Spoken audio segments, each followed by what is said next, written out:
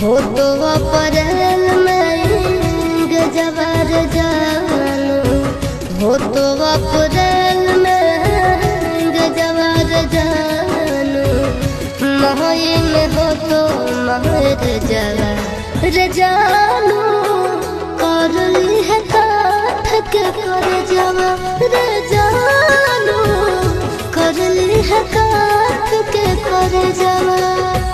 खाके सल्फाइड करब सुसाइड पढ़ली है पेपर में खबरवा ये